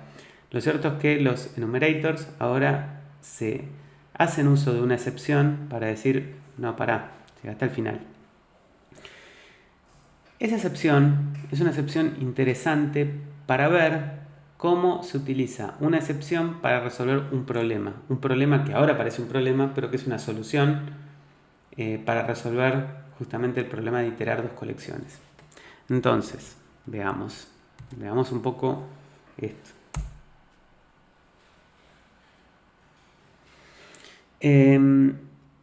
Si a un iterador se utiliza sin un bloque, entonces retorna un enumerator. Es decir, que si yo a A, vamos a ver esto, A, control L, ahí está. A A, que es un arreglo, le digo each, me devuelve un enumerator, que es lo mismo que si yo le digo to num, lo mismo. O sea que each es una forma de también obtener un enumerator si no le mando un bloque. Ahora, el método loop, ¿qué hace loop? Si le digo, como dice acá, loop, hola, lo que vamos a ver es alguien con muchas ganas de saludar hasta que se muera. O sea, esto no termina nunca, es un loop que no termina nunca. ¿Por qué no termina nunca el loop? Y porque el loop es un while true, como lo estamos viendo acá. Ahora, si yo acá quiero que un loop termine, estamos viendo un ejemplo de un loop que termina porque hago un break. O sea, una forma de salir de un loop, de un while true, es con break. O sea, la condición no la recibe el loop, sino que la tiene dentro del bloque. ¿Lo ven? Y otra forma de salir de un loop es de esta forma. Es con el stop iteration. Entonces, fíjense qué interesante este ejemplo, donde tengo un short enum que tiene 1, 2 y 3, un long enum que tiene las letras de la A a la Z, y lo que vamos a hacer es ir imprimiendo 1 A, 2 B, 3 C, es decir, ir iterando sobre dos colecciones, imprimiendo un valor de cada una de ellas y avanzándolas. Lo cierto es que si alguna de las dos termina, va a tirar el stop iteration. El loop no tiene que andar trapeando ninguna excepción, porque el loop, además de terminar con break, termina si recibe la excepción stop iteration. Entonces, veamos esto. Como podemos ver, acá terminó el código bien, con 1, 2 y 3, 1 con la A, 2 con B, 3 con C, y como la primera de las colecciones llegó al stop iteration, loop trapeó la excepción y fue una condición de fin. A ver.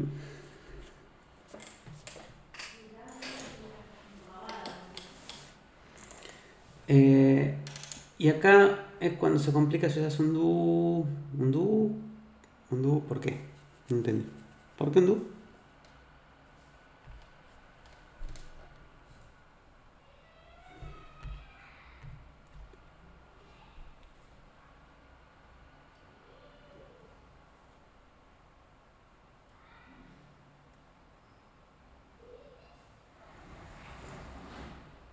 Ah, sí, bueno. Claro. En realidad, con esto, con la excepción, termina. Yo lo que quería que vean es que el loop no termina nunca, es un while true, o termina con un break, o termina con un stop iteration, que es una excepción. Y acá tenemos un ejemplo de cómo utilizar las excepciones para comunicar distintos procesos, ¿no? Estamos viendo que el loop trapea esa excepción para terminar. O sea, está usando una excepción para implementar funcionalidad, no para meter basura bajo la alfombra como se suele hacer. Bien. Ahora veamos un poquitito de lo que es el enumerator, porque el enumerator además es mucho más poderoso de lo que parece. Porque el enumerator es una clase que podemos usarla para crear nuevas estructuras. Entonces vamos a ver un poco sobre el enumerator.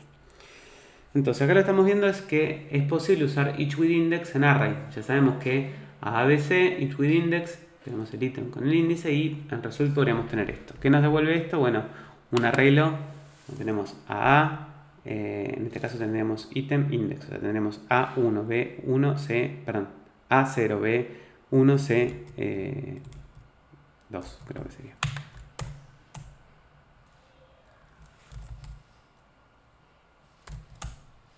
¿Sí?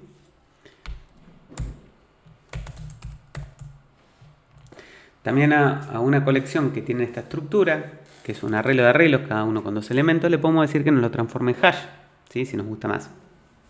¿Sí? Bien. Y si queremos hacer eso mismo con string, ¿qué problema tenemos? A ver, voy a escribir un string. Por ejemplo, hola, mundo. Y le voy a decir each with index. No entiende each with index. ¿Y por qué les parece que string no entiende el each with index? Perdón, me vengo acá.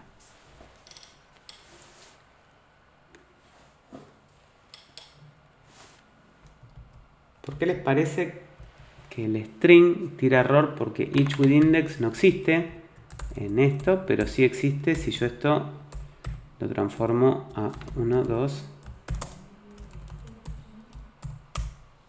Ahí funciona, pero acá no.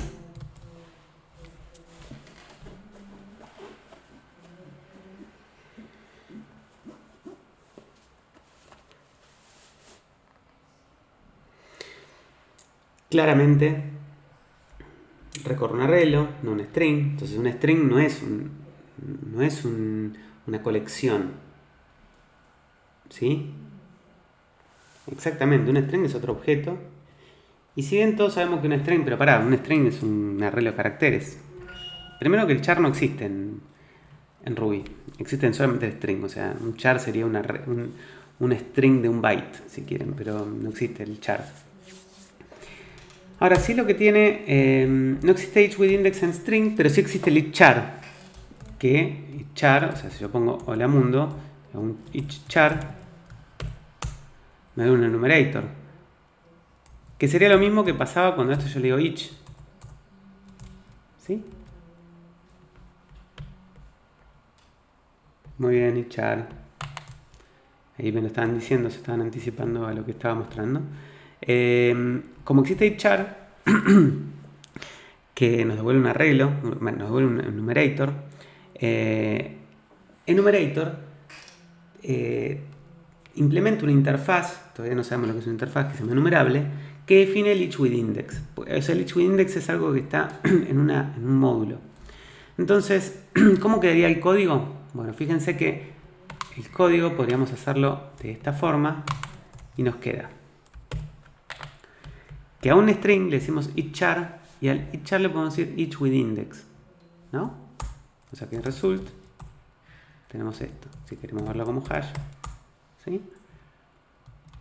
Bueno, pero fíjense que desde la perspectiva de la expresividad del inglés y de esas personas que tienen algunos problemitas, ¿no? Como, no sé, los que hicieron el lenguaje, se encuentran con que este each char dice vuelta each with index. ¿No es como redundante decir each char each with index? Parece que es un método que termina siendo redundante a la hora de escribir. No termina siendo, no fluye, ¿no? Entonces, así es como también existe un alias de ese método, que es el with index. Y ahora sí ya es más fácil de leer. Entonces tenemos cat each char with index y podemos completar nuestra funcionalidad como estaba antes. Y ahí funciona como funcionaba antes. Y tenemos el each char each with index y el each char with index, que hacen exactamente lo mismo. ¿Sí? Bien. Perfecto. Ahora, vimos bastante de los enumerators usándolos como un objeto que me lo entrega una colección cuando le digo each o cuando la transformo en un toenum. Pero vamos a ver que también vamos a poder crear enumerators de forma explícita en vez de hacerlo a partir de una colección. Entonces, cuando lo interesante de un enumerator hasta ahora es que ¿cómo se llama? Los enumerators, al ser creados a partir de una colección, Cada vez que le digo next, lo que va haciendo es avanzando un puntero que me va retornando un elemento de esa colección. O sea que la fuente de información de los elementos que va entregando el enumerator, digamos que es avanzar la colección, ¿sí?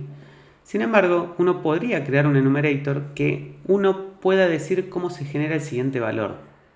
Entonces, un enumerator podría llegar a ser un generador de números que sigue algún patrón que no necesariamente tiene como backend, si queremos llamarlo de una forma, como respaldo, una colección sobre la que va avanzando un puntero. ¿Y qué podríamos pensar? Bueno, podríamos pensar en un enumerator que sea un generador de números aleatorios, o sea, que cada vez que le diga next me devuelve un número siempre distinto.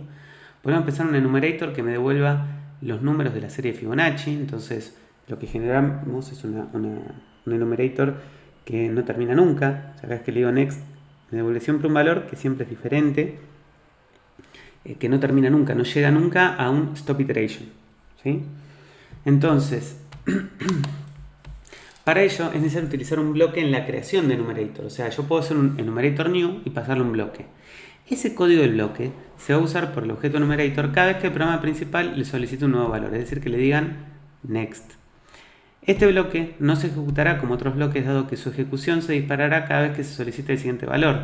O sea, nosotros estamos acostumbrados a ver los bloques al revés. Es como que acá estamos en las antípodas de los bloques que solíamos ver. Nosotros veníamos hablando de bloques que tomaban en value, en el argumento, el siguiente valor que tenía una colección, por ejemplo. Ahora lo que estamos diciendo es que cada vez que me invoquen al bloque, va a ser para generar el siguiente valor. Es decir, que no es que yo voy a estar iterando, sino que cada vez que me digan next, va a ser invocado mi bloque para obtener el siguiente valor. La ejecución del bloque se pausa y vuelve al programa principal cuando se encuentra un yield. Cuando se solicita el siguiente valor, el código del bloque continúa a partir de la siguiente línea del yield. Vamos a darle un ejemplo que es más fácil que leerlo desde acá. ¿La idea me la siguen?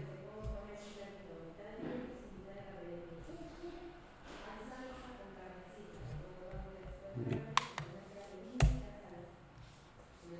Entonces, enumerator como generadores. Vamos a ver generamos una secuencia infinita. Este concepto de listas infinitas también viene de la programación funcional. Lo que estamos viendo acá es un Fibonacci, que es un enumerator que se crea con new y recibe justamente un bloque. El bloque, en vez de tomar value como solemos poner, acá lo que decimos es caller. ¿Por qué caller? Bueno, acá es un bloque, como les dije, que es las antípodas de los bloques que veníamos pensando en otros casos, cuando uno quería, por ejemplo, en un método invocar al bloque con un argumento, o en el caso de una colección cuando uno itera.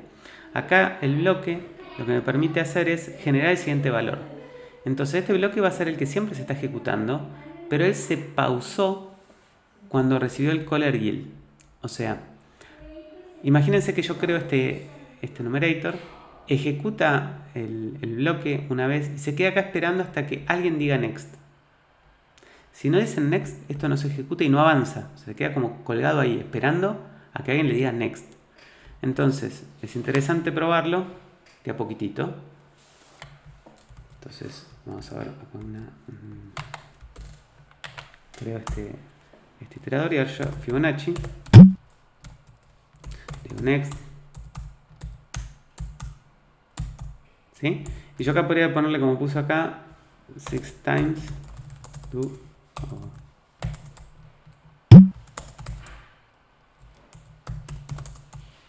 ¿sí? Siguió del último valor. Lo bueno es que yo a esto les puedo decir que se rebobinen y que arranque de vuelta, ¿sí? A los enumerators los podemos rebobinar, ¿sí? Bien, entonces, cosas interesantes como esta. Hay una materia que es una opción alternativa de esta materia que tiene que ver con las competencias, ¿no? Donde hay muchas competencias que tienen que calcular por ahí cosas como esta, ¿no? Entonces, por ejemplo, si uno quiere saber cuál es el número 1000 de la sucesión de Fibonacci, es decir, no el número 1000, el número 1000, sino que cuál es el milésimo, no sé cómo llamarlo, la posición 1000 de los números de Fibonacci, sería calcular los primeros 1000 números de Fibonacci y quedarme con el último. Lo puedo hacer tan simple como con esto. Sería pedirle los primeros 1000 números de la sucesión de Fibonacci y pedirle el último de ellos. Dios. Esto copio, pego y me llevo todo junto. Ahí está. Lo que voy a probar para que sea algo... Ahí pueden ver es un número bastante grande, ¿no? Por lo que vemos la cantidad de bytes que tiene. Vamos a pedirle hasta el número, algo que le va a llevar mucho a mi computadora. Tampoco fue tanto, pero pueden ver la cantidad de dígitos que tiene. Entonces, para eso termina siendo algo muy eficiente y podemos resolver problemas que por ahí con esto terminan siendo muy fáciles usando este concepto de listas infinitas. ¿Sí? Bien.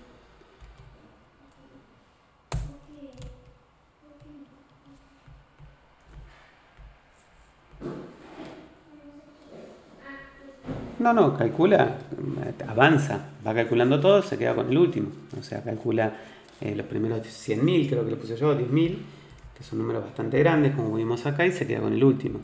No hace ninguna magia. O sea, esto lo que está haciendo es, si a A le asigno esto, a eso le va a decir después last. ¿Sí? El problema de esto, ¿qué tiene? Cuando yo estoy haciendo esto, ¿por qué tarda más que el otro? Porque está imprimiendo en pantalla los números, que por ahí es lo que más les cuesta. Por eso que... Bueno, así. ¿Sí? Pero en realidad los está calculando a todos y imprimirlos es lo que lo mata. Bueno, acá vamos a ver ahora qué cosas tenemos que tener cuidado, porque cuando trabajamos con enumerators que generan listas infinitas, como es el caso del que ya hicimos, los métodos comunes de los enumerators, como son el count y el select, tratan de tener toda la lista, es decir, de generar hasta llegar al stop enumeration para decir, tengo todo y ahora selecciono los que me interesan. Entonces, teniendo una lista infinita, obviamente que pedirle la cantidad de elementos a una lista infinita, el resultado será infinito, pero para una computadora que es mucho más boba que nosotros, es quedarse infinitamente contando. Es decir, que si yo a mi Fibonacci le digo count,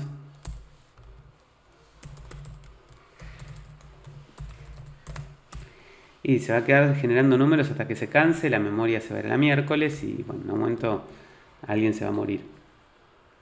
Ahora,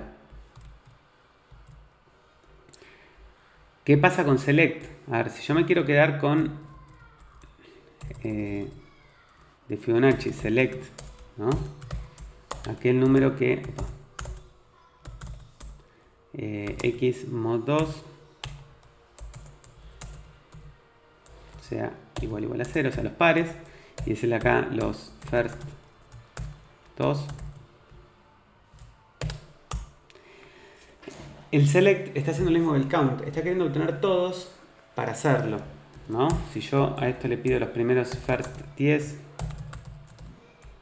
esto sí funciona, pero si directamente hago esto, se muere porque el select espera llegar al final de la colección. Así es como no tiene tope, no termina nunca porque es un enumerator infinito. ¿Sí?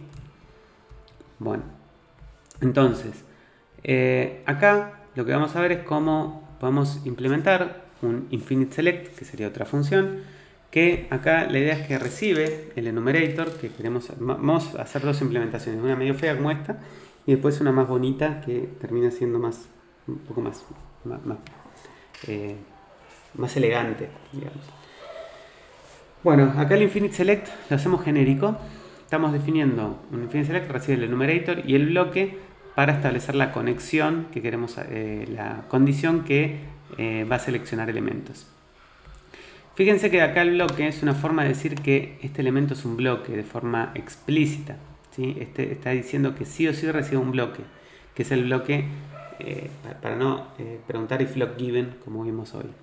Entonces de esta forma estás forzando a que siempre reciba un bloque y que sea el bloque opcional. Acá lo que estamos haciendo es creando un nuevo numerator donde tenemos caller y lo que hacemos es invocar al enumerator que nos mandaron con un each y para cada elemento, ¿no?, que nos devuelve nuestro enumerator, invocar caller yield, o sea, devolvemos el valor generado nuevo en nuestro numerator si se cumple la condición del valor. Es decir, que nuestro infinite select va a ir trabajando a modo de numerator y va a ir generando nuevos valores a medida que se van cumpliendo los valores según la condición que me pasaron. Entonces, es un nuevo numerator que invoca el numerator que recibimos como argumento, y lo que hacemos es, cada valor de ese numerator lo vamos devolviendo nosotros, vamos generando nuevos valores nosotros, por eso color yield es lo que nosotros generamos, si se cumple la condición del bloque que nos enviaron. ¿Se entiende cómo está hecho este select?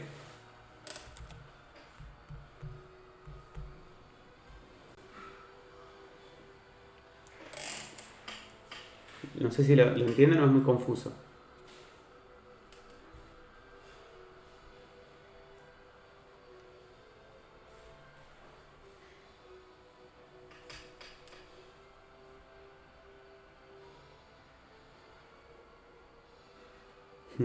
Es un poco intrínseca la solución, pero bueno, a ver, la idea va de vuelta, lo trato de repetir una vez más, tratando de revisar un poco lo que hacemos. Nosotros tenemos Fibonacci, que es nuestro numerator, o sea, genera números aleatorios.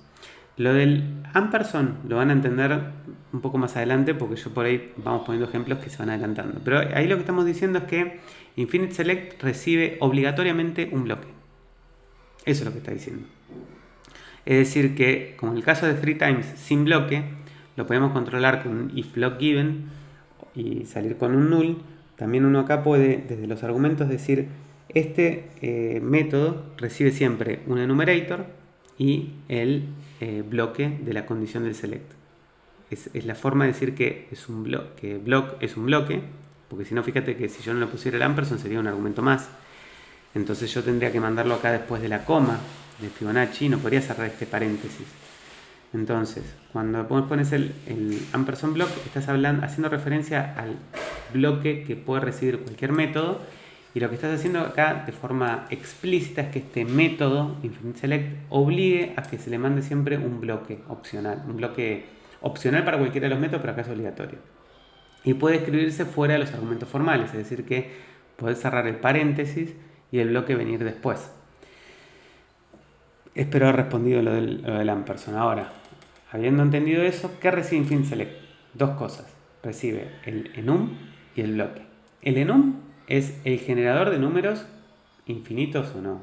En este caso es Fibonacci y sabemos que no termina nunca. Pero podría ser cualquier otro numerator.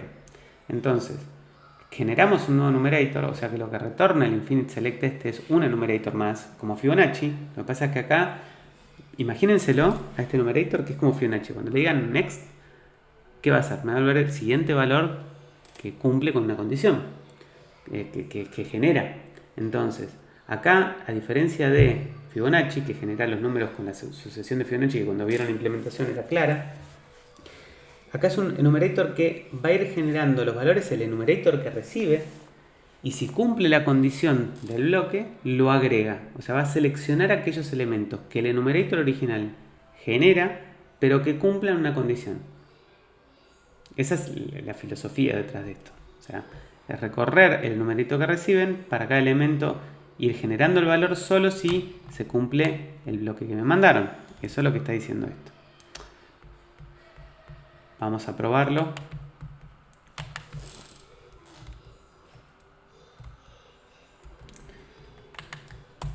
Eso generaría,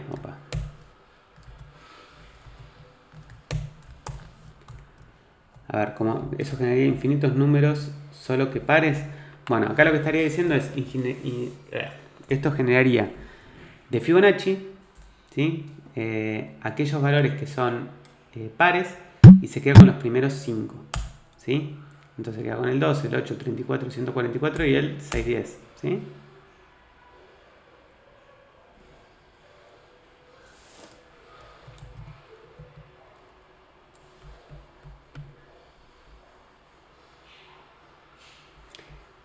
¿Resuelve la iteración infinita? No, él es un nuevo numerator. Él lo que hace es como que va en dos niveles.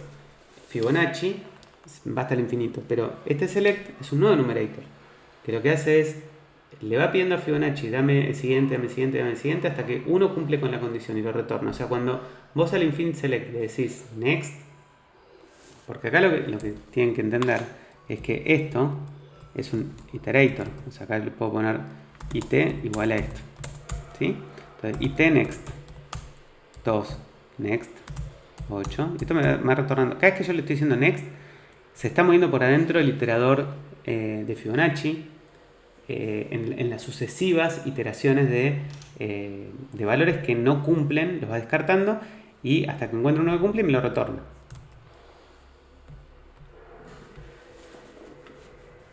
Ahí lo viste. Bien. ¿Todos lo ven o alguien no entiende? Eso que dije.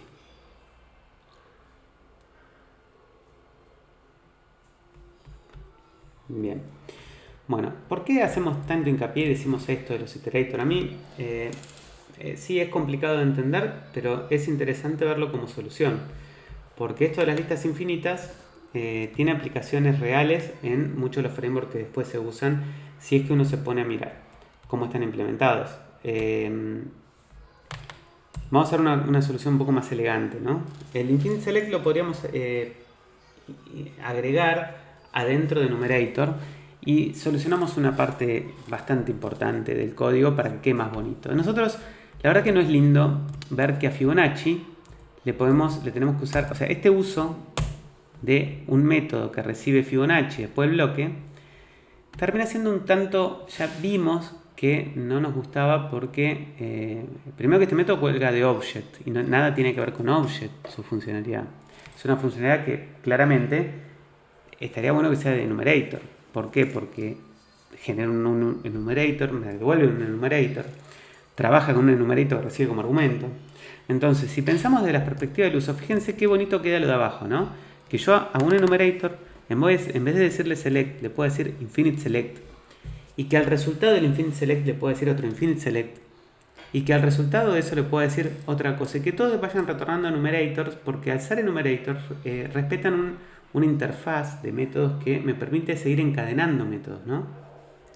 Entonces, un uso como el que está acá no solamente es más elegante desde la solución que está arriba, que ahora la vamos a ver, sino que además desde el uso es más expresivo, cómodo y me parece que elegante de cómo se mire. Arriba lo que estamos viendo es que en la clase enumerator le agregamos el método infinite select que recibe el bloque. Ya no recibe el enumerator porque al ser un método de enumerator, Fibonacci va a entender el infinite select. Entonces, ¿qué hacemos? Creamos un nuevo enumerator que lo que hacemos es iterar sobre self, porque ahora el receptor, en este caso Fibonacci, es self, que con each me va a devolver valores, y es idéntica la implementación de infinite select adentro de numerator que el ejemplo que implementamos con object, pero todos desde la perspectiva de self, ¿lo ven? En la implementación de arriba. Ahora, ¿cuál es el potencial de esta implementación y de anidarlo? Que fíjense lo que estamos obteniendo abajo, ¿no? Lo que estamos obteniendo como ejemplo es, ¿qué estamos pidiendo?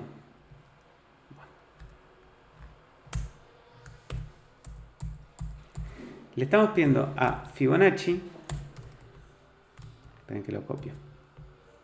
Le estamos pidiendo a Fibonacci que seleccione los pares, que al resultado de eso seleccione aquellos valores cuyo string, o sea, pasamos a string, maché con esta expresión regular, que sería que sean pares, pero que terminen de qué forma, o que tengan qué estructura.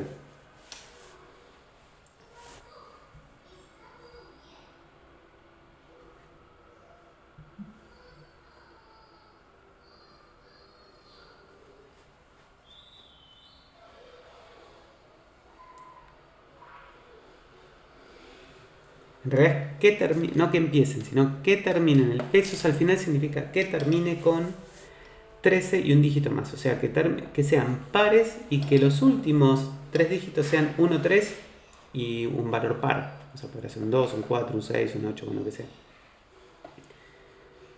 ¿Se entiende? Bueno, esto, la verdad que... Y además me pide 2 elementos de eso. O sea, entonces, vamos a ver qué devuelve.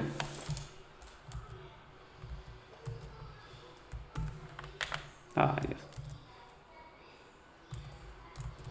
Esperen que copio hasta ahí.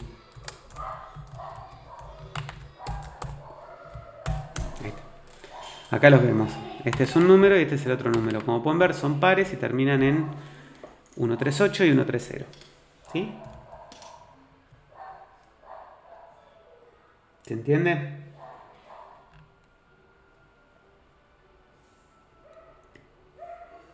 Y sobre todo, más allá de que se entienda, si notan la diferencia en la implementación prolija de este código respecto al anterior.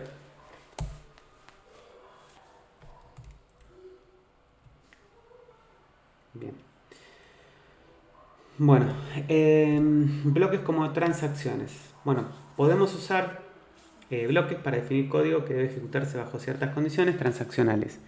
Es muy común ver que los archivos se abren, se procesan y se cierran. Entonces, si eso es tan así, lo que podemos hacer es pensar que a la clase file le definamos un método de clase, en este caso es openAndProcess, que recibe una serie de argumentos. Entonces, esos argumentos, como vienen, se los mandamos al open, invocamos un bloque con F y después le decimos close. Esto nos permite trabajar de forma transaccional. O sea, fíjense que es muy interesante esto también porque lo que permitimos es que alguien use el openAndProcess considerando de que no tiene que preocuparse por cerrar el archivo ni abrirlo, porque eso lo solucionamos. Y el bloque directamente opera con el archivo. Lo cual de alguna forma nos va quitando responsabilidades porque se las vamos dejando a un método que hace cierta lógica de apertura, cierre y control. ¿Sí? Entonces, si analizamos un poco lo que estamos haciendo, el método de clase implementado fue desarrollado para que entienda los mismos parámetros que fileOpen. Esta nomenclatura, ¿no? Esto de poner asterisco args y acá mandar asterisco args, es una forma de trabajar con argumentos que se llama splat. Ya lo vamos a ver más adelante también.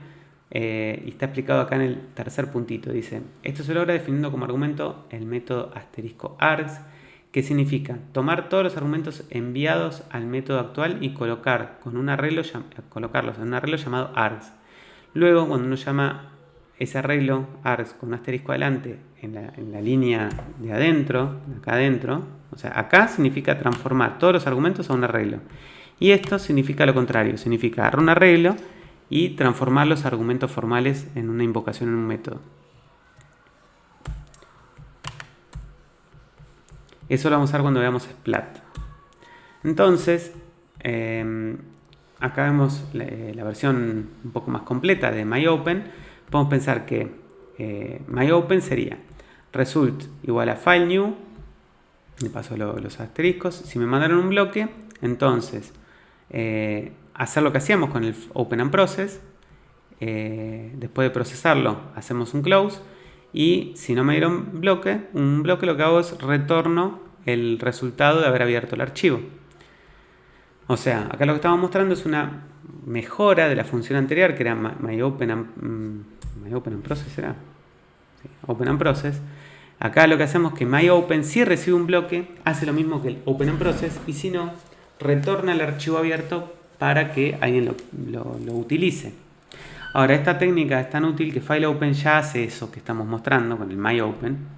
Pero además de usar fileOpen para abrir un archivo, podemos usarlo para directamente procesarlo como lo hacíamos con openAndProcess. La misma idea ya lo tiene Open, el Open original de la clase file estándar de Ruby.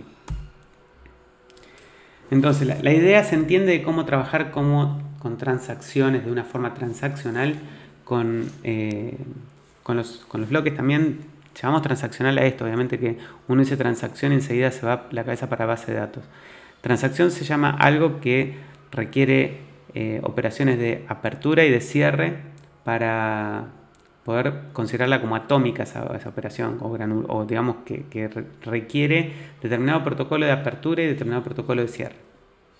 ¿Se entiende?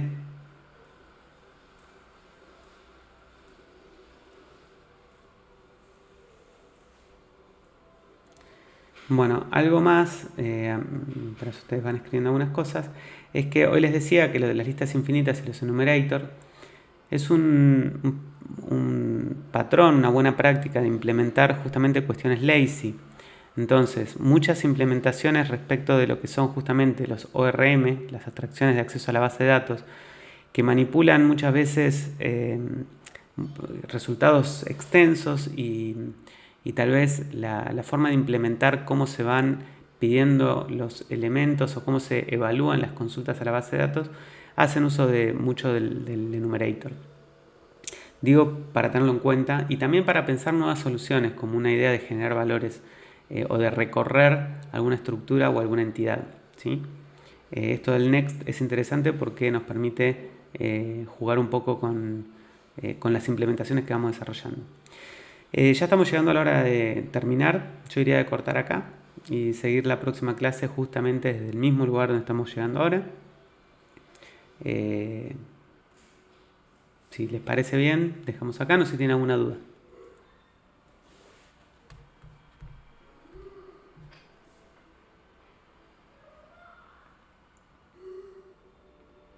Bueno, perfecto. Bueno, con las prácticas bien. Bien, me alegro. Perfecto. Bueno, me alegro que todo ande bien. Sigan practicando, sigan jugando con Ruby, que es divertido. Y bueno, cualquier duda nos preguntan en el foro. ¿Sí?